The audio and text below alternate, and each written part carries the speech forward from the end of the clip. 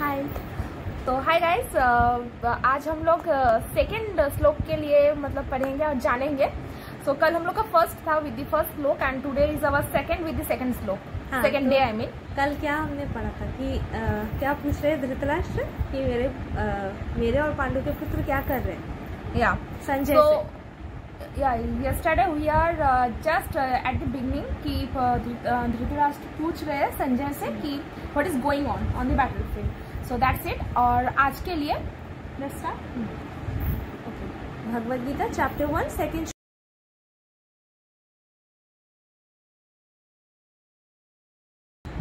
संजय उवाच दृष्ट्वा तु पाण्डवानीकं व्यूढं दुर्योधनस्तदा आचार्यम् उपसंगम्य राजा वचनं ब्रवीत। संजय उवाच मतलब आप संजय ने कहा, दृष्ट्वा देखकर, तू लेकिन, पांडव अनिकम पांडवों की सेना को, व्यूढ़म व्यूह रचना को, दुर्योधन राजा दुर्योधन ने, तदा उस समय, आचार्य शिक्षक गुरु के, उपसंगम्य पास जाकर, राजा वचनम शब्द अब्रवीत कहा।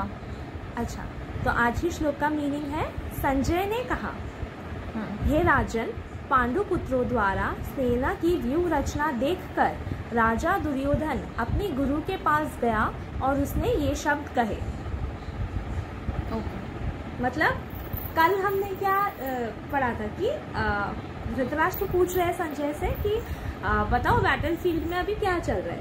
तो अभी संजय बोलना स्टार्ट कर रहे हैं। ओके, ठीक है। कि फर्स्ट उन्होंने क्या देखा कि दोनों सेना आपस में सामने सामने खड़ी है और अभी जब दुर्योधन जी ने ठीक व्यूह रचना देख ली, उसके बाद वो अपने गुरु के पास गए। उनके गुरु कौन थे आपको पता है? आई थिंक गुरु द्रोणाचार्य। हाँ, तो वो तो बहुत ही उस टाइम के जाने माने बोले थे पढ़ा तो हाँ, गुरु द्रोणाचार्य जी उस समय के बहुत ही जाने माने आचार्य थे। उनका तो कोई अलग से इंट्रोडक्शन देने की। So we learn yesterday that कल हमने जो पढ़ा था वो था कि धृतराष्ट्र ने पूछा कि what is going on, ask Sanjay.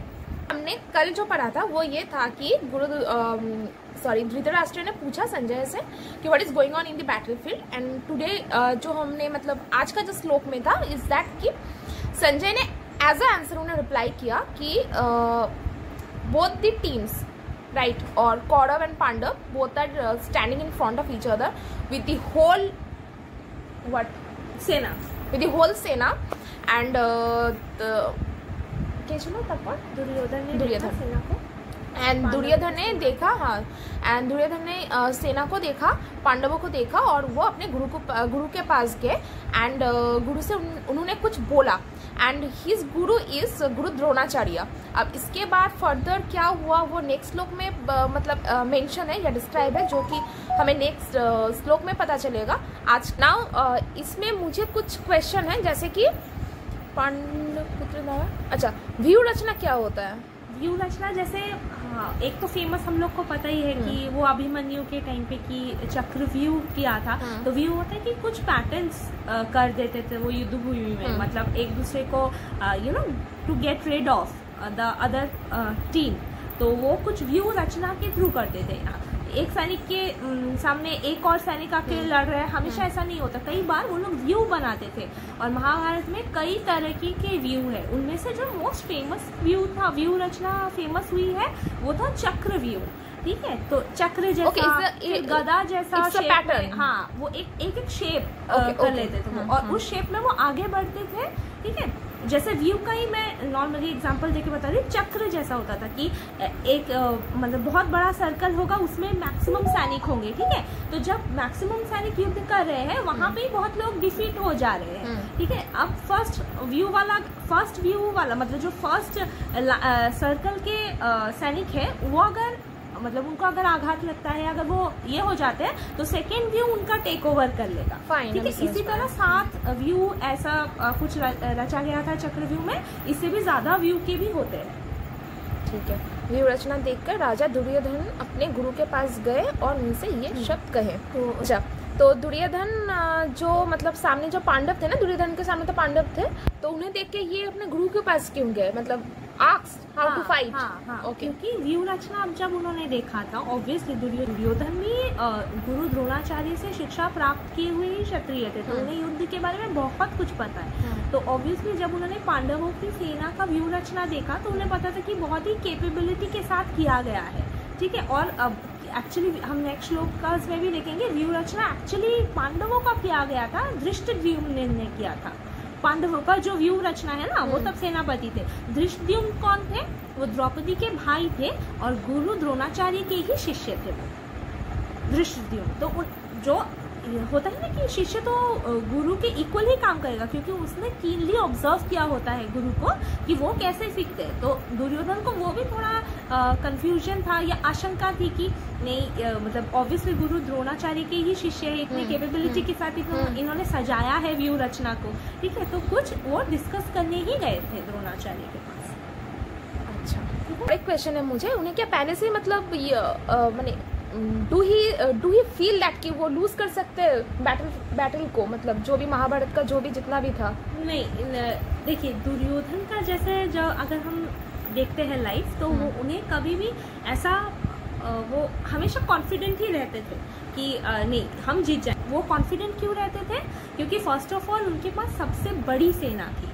ठीक है, मतलब सबसे मतलब पांडव के पास जितने सैनिक थे उनसे भी ज्यादा सैनिक कौरवों के पास थे। ठीक है, फर्स्ट सेकंड उनके पास कर्ण थे, मतलब ऑब्वियसली बड़े बड़े योद्धा जो थे उस टाइम के दुर्योधन के पक्ष से युद्ध कर रहे थे। जैसा कि आगे वो नाम भी लेंगे योद्धाओं के, हम जिन्हें नेचुरली जानते हैं, भीष्म पितामह हो गए, गुरु द्रोणाचार्य हो गए।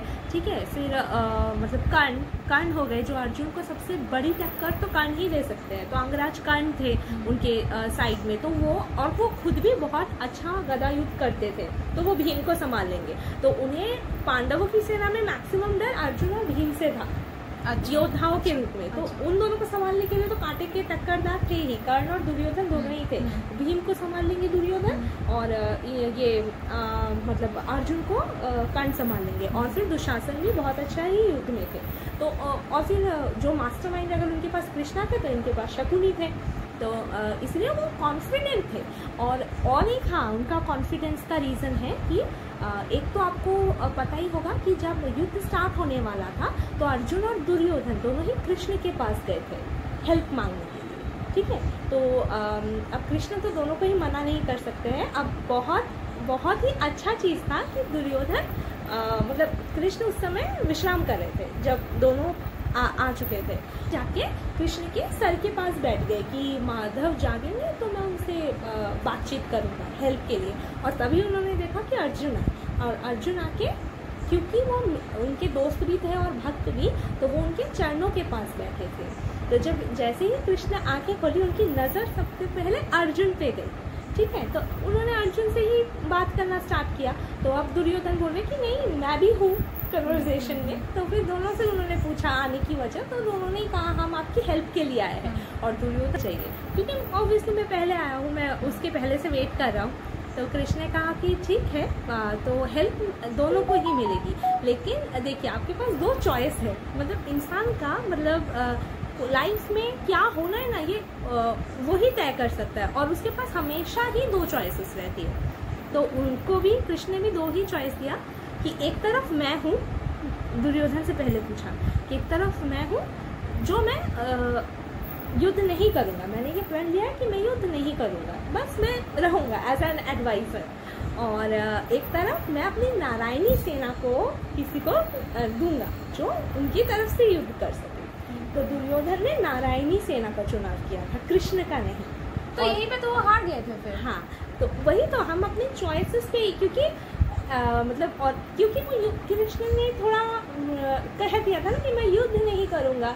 लेकिन कृष्ण जिस पक्ष में होते हैं वही पक्ष, तो एक तो वो धर्म के पक्ष में होते हैं, और सेकेंडली कि वो तो अपने एडवाइसेस से ही इंसान को काफ़ी हद तक, अगर होता है ना कि हम लोग नॉर्मल लाइफ में भी कहते हैं कि हमारे पास कृष्ण जैसा फ्रेंड हो जो हमें राइट टाइम पे राइट एडवाइस दे, तो और क्या चाहिए, है ना।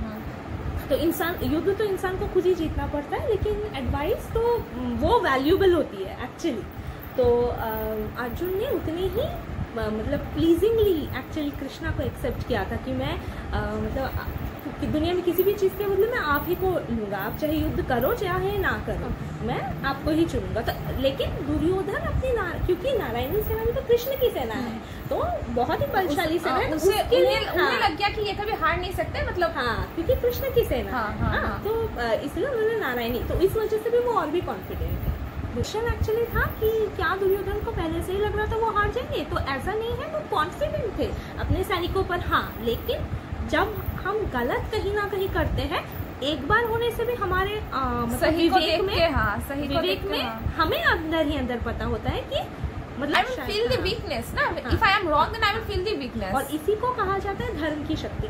हाँ, और एक वजह से जो क्योंकि वो गए थे द्रोणाचार्य के पास, वो था उन्हें मोटिवेट करने के लिए कि एज अ लीडर पहला मेरा धर्म होता है कि मैं अपनी टीम को मोटिवेट करूँ कि ठीक है, मेरे अंदर जो भी चल रहा है वो मेरी कमजोरी कोई भी अगर हो तो वो मेरी टीम के सामने नहीं आनी चाहिए, तो मैं अपनी टीम को जाके पहले संभालूंगी कि मतलब हाँ ठीक है, सब ठीक है, हम लोग को बहुत अच्छे से सेना पकड़ी है, एवरीथिंग इज ओके, और बहुत अच्छी सेना है हमारे पास, हमें डरने की कोई वजह नहीं है पांडवों को देख के, ठीक है, तो हमारे पास या कृष्ण को देख के हमें डरने की कोई जरूरत नहीं है, जितने भी अच्छी व्यू रचना हो हमें जीतने वाले हैं। तो ये भी एक रीजन था, क्योंकि तो इससे भी पता चलता है कि उनकी रणनीति बहुत अच्छी थी कि वो पहले अपनी सेना को स्ट्रेंथ देना चाह रहे, कि मतलब ऐसा होता है ना, एज अ सपोर्ट, कि युद्ध तो एक्चुअली सेनापति सेना पहले करते हैं, और राजा क्या काम करते हैं या नेतृत्व जो करते हैं वो एज अ सपोर्ट काम करते हैं, तो मोरल सपोर्ट। हाँ, तो उन्होंने वो सपोर्ट पहले दे दिया कि आप लोग को पांडवों की कितनी भी अच्छी व्यू रचना क्यों ना हो, किसी ने भी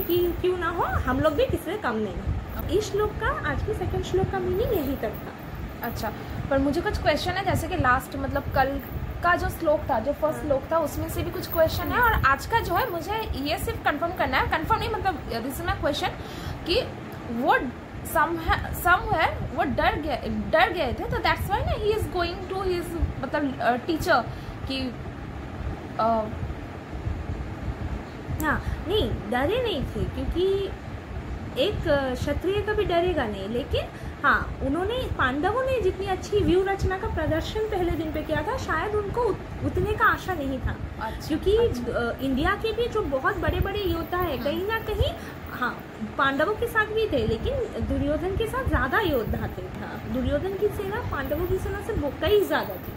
तो पहले ही दिन होता है ना कि इतना अच्छा इतना तो एक्सपेक्ट नहीं किया था, तो व्यू रचना इतनी अच्छी थी एक्चुअली, तो इसीलिए उनको जेन्युइन क्वेश्चन कि हमें भगवत गीता पढ़नी क्यों चाहिए, why this is important for our life. एक तो देखिए, हम लोग सोच रहे हैं कि ये रिलीजियस बुक है, लेकिन भगवत गीता सच में कोई रिलीजियस बुक है ही नहीं, ठीक है, कहीं ना कहीं ये साइंटिफिक बुक है। आगे जाके हम लोग और श्लोकास देखेंगे जिसमें मतलब वे ऑफ लिविंग कहीं ना कहीं एक्सप्लेन किया हुआ है, ठीक है, तो उसके अनुरूप अगर अभी आज के ज़माने में उतना शायद पॉसिबल नहीं है, लेकिन अगर थोड़ा बहुत भी हम ढाल सके तो हम अपने अंदर भी बहुत पीस एंड ट्रैंक्विलिटी एक्सपेक्ट कर सकते हैं, ठीक है। और साक्षात ये कृष्ण के मुख से उच्चरित हुआ है, तो कहीं ना कहीं भी कहते हैं कि गंगा जैसे भगवान के नारायण के पद कमलों से निकली है और भगवत गीता उनके मुख कमल से प्रकट हुआ है, तो दोनों ही उतने ही पवित्र है। जैसे हम गंगा को पवित्रता का एक मानदंड मानते हैं ना, कि हम शुद्धि के लिए गंगा का यूज करते हैं, तो डेली इसीलिए भगवत गीता पढ़ने से भी हम अपने अंदर वो ही, क्योंकि गंगा स्नान तो हम रोज नहीं कर सकते, लेकिन हम रोज गीता स्नान कर सकते हैं। हाँ, आज मैंने पढ़ा है गूगल में कि भगवत गीता का मीनिंग होता है, भगवत मीनिंग होता है होली, एंड गीता का मीनिंग होता है song, so it's a Holi song. हाँ, क्योंकि वो साक्षात उनके मुख से उच्चरित हुआ है भगवत गीता, इसीलिए। दृष्टा तु पांडवानीकं व्यूढ़ं दुर्योधनस्तदा आचार्य उपसंगम्य राजा वचनं ब्रावीत। And the meaning is, Sanjay ने कहा, हे राजन, पांडव पुत्र द्वारा सेना की व्यू रचना देखकर राजा दुर्योधन अपने गुरु के पास गए और उनसे ये शब्द कहे। सो आज के लिए इतना ही। We will move to the next third shloka and tomorrow and we will get update by tomorrow.